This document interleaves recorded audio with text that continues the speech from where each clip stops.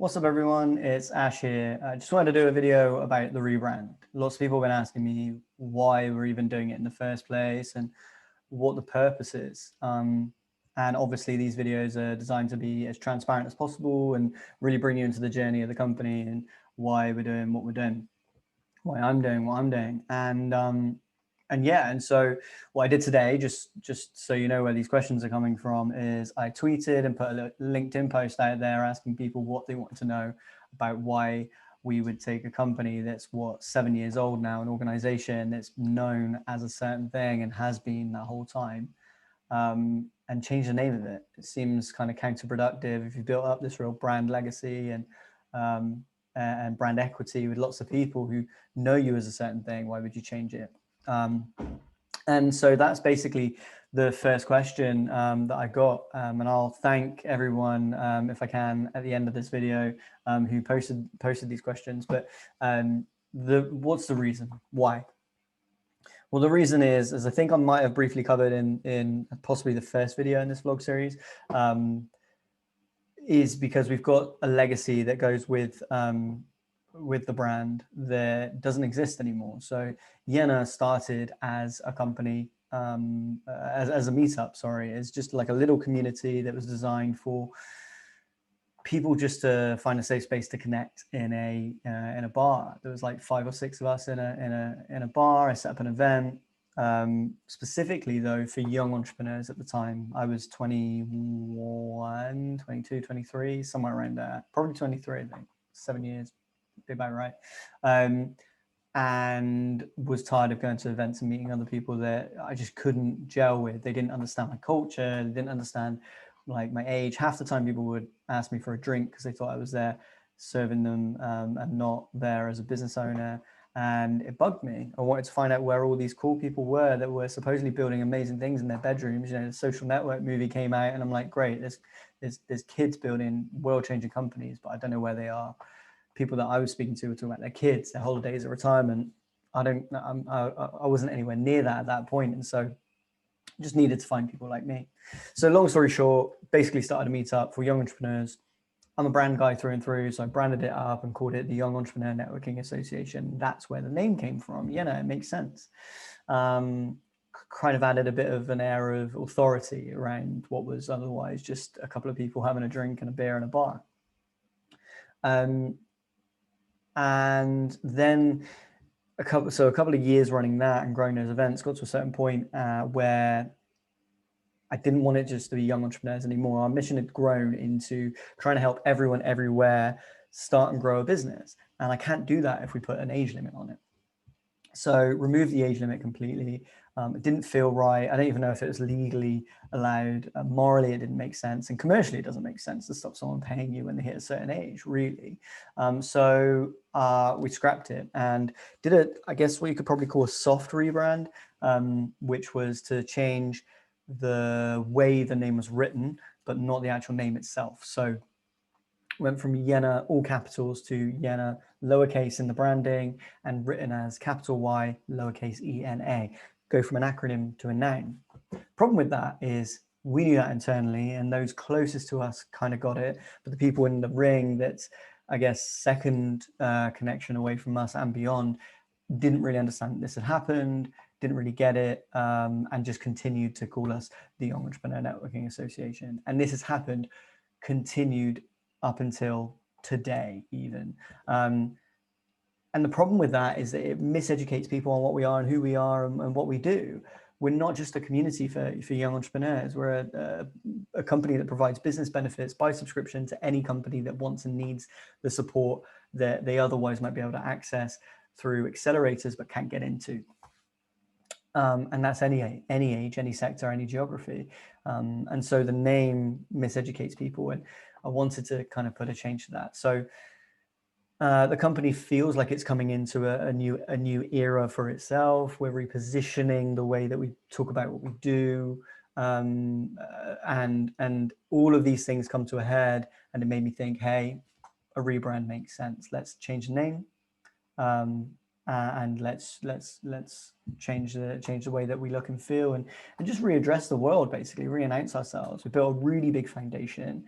And how do you launch a company that already launched 7 years ago? Well, you don't, you relaunch it as a new company. And that's hopefully what will look like to a lot of people. So that's the first question. The biggest question is why.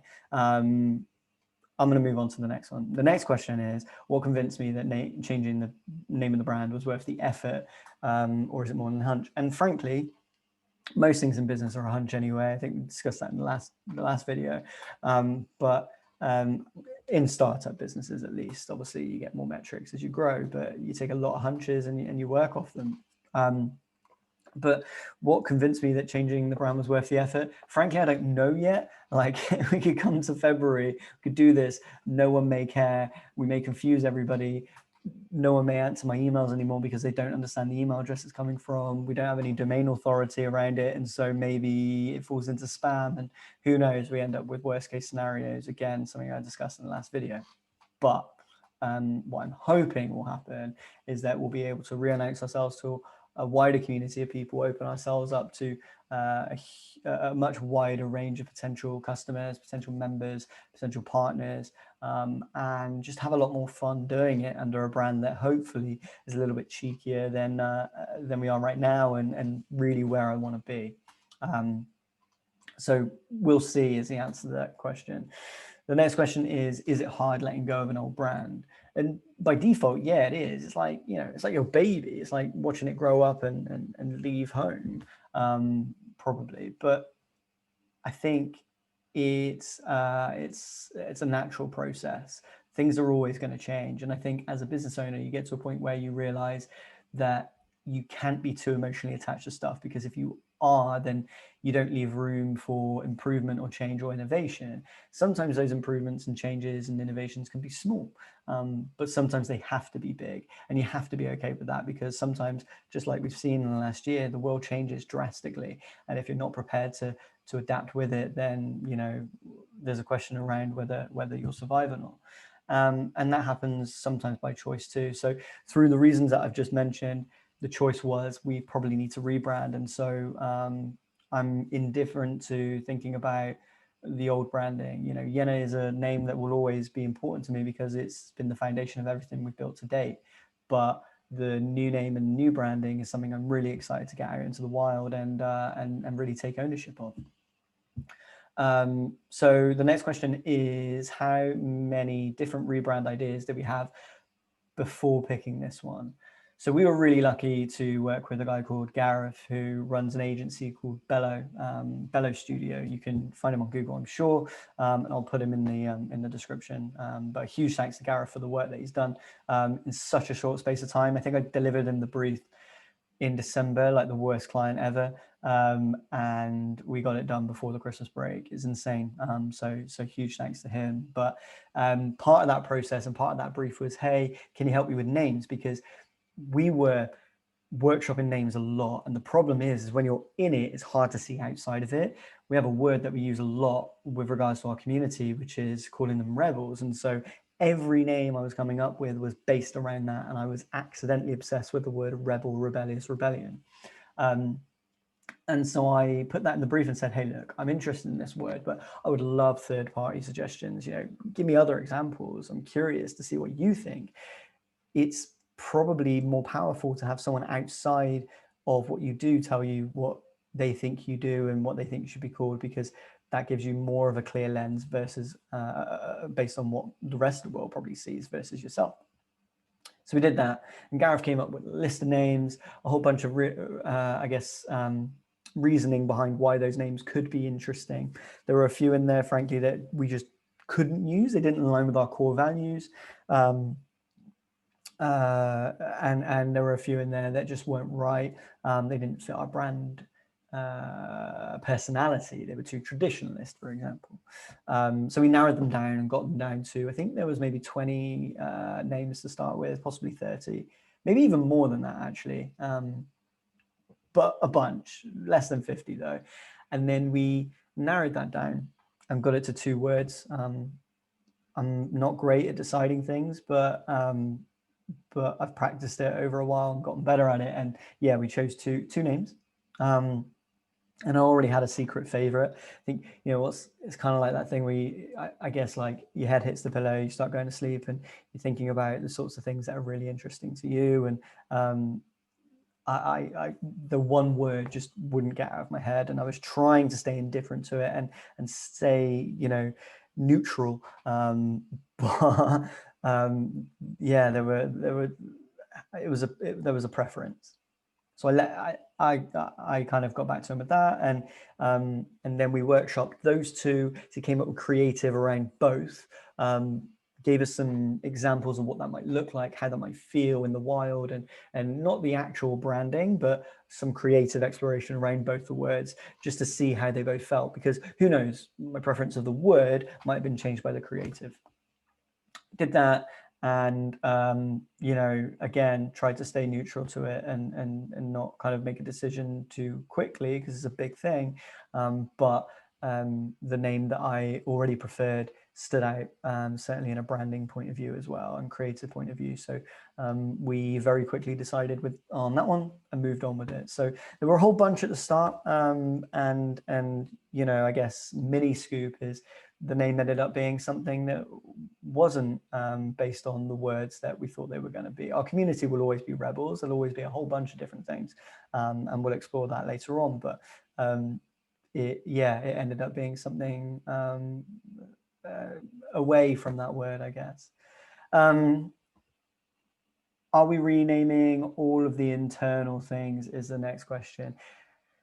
The sad and really annoying answer to that is basically yes, which means I've got so much admin to do. Like, this is the boring part of a rebrand. I remember seeing a story about how Accenture, big, massive consulting company, had rebranded, and it basically meant that they put like a little arrow above their name, which was in, I don't know, Helvetica or something. And it cost $100 million or something like that. And I remember being absolutely mind blown at how that could cost so much money. When I first started my design agency, I naively thought, surely it's just a logo. And yes, sometimes agencies milk it, right? They'll give you far too much creative exploration based on your brief, which hopefully should be fairly specific, and throw 1,000 people on a job. But I'm sure there's reasons for that too. Reality is, though, that when you rebrand, there's so much to be done when you've got anything that's even slightly mature. Like, this is a one-person company now that has, a couple of years behind it with a few followers and a few customers. That's great. And there's still a chunk to do that will take me single-handedly a month to finish doing, which obviously I'm almost halfway through now. So for a company of that size, having to change every email address, every footer on the website, every letterhead, every business card, there's a whole bunch of costs associated with the time required to do that. So the internal things are kind of scary to me, because to get really geeky and detailed about it, things around like the URL slugs of a website, for example, I'm going to need to change those. The names of the products, so rather than being Yena and Yena Plus, it will be the new name. And the problem with that is that we have a lot of Zapier zaps and automation set up to trigger other things on platforms. And the problem with that is that those zaps are named in line with the names of the product. So in changing the name of the product, I have to change the zaps, I have to change everything else. Luckily, as Abby handed over her work to me when she moved on, she, as organized as she was, sent a huge list of to-dos that I need to follow step by step to get these things done. And it's really intimidating, but I'm going to have to work my way through it, because there's no other option really. So it's going to be fun. But yeah, we are renaming pretty much everything internally, contracts, everything. And there'll be extra costs associated with that, which, are things that I have to swallow as a founder and the money manager of my own business. Number 6. So 2 more questions here. The 6th question here is, am I always going to wear branded merch? So in the last video, I talked about merchandise, and I'm really excited about this, not just because I just want like cool clothes, but for me, I feel like we're building a community here, and a good community feels like something you want to be part of, and it should be something that inspires you and is stylish, that you want to associate with. And that is the exact description of a good brand of clothing, for example. But what I've observed in the years of building startups is that so many startups have merch that you only really wear to the gym or to bed. And that's a problem, right? Because merch is designed to be an advertising ploy, an advertising machine. People wear your t-shirts, they go around, they say, hey, where did you get that t-shirt from? Oh, I got it from here. Great. Okay, this is something that I want to be part of. Let me check it out. But no one really wants to put their website on their t-shirt because then no one's going to wear it either. So part of the brand that I gave Gareth was that I want to create a brand that is wearable. Now, just to be totally clear, I'm not creating a clothing company. Yenna is providing business benefits for startups and SMEs and freelancers to help them grow their businesses. But it should feel like a brand that you would want to associate with, be part of, and wear ultimately. So my brief to Gareth in this rebrand was, if we can create a brand that looks like something I would want to wear, that just so happens to be suitable for the company, then we've got it right. And I think we've nailed it. I just sent off some test samples the other week, and they should arrive in a couple of days now, that look like clothing that I would see on a website and be interested in wearing. So yeah, I'm excited for it to arrive. And hopefully we'll be able to get a store up and ready so that you guys can be part of the brand too, and we can give, deals and perks for people that are members along the way as well. So stay tuned for that. But yeah, am I always going to wear it? I mean, at the moment, I've ordered a hoodie, a t-shirt, a hat, and a couple of other interesting things that I won't drop in right now. But that's not enough. I mean, I'll probably start smelling after a while. So probably not always. But if I can build the right sort of merchandise around the company that I'm envisaging, then there's no reason I wouldn't want to wear it all the time, because it should be the clothing I would want to wear if, my company didn't exist anyway. So, that's part of the brief. And any moment I don't want to wear my own clothing before anything else, or my own merchandise before anything else, is a moment we're probably not doing the job properly. Although, it's all within reason, right?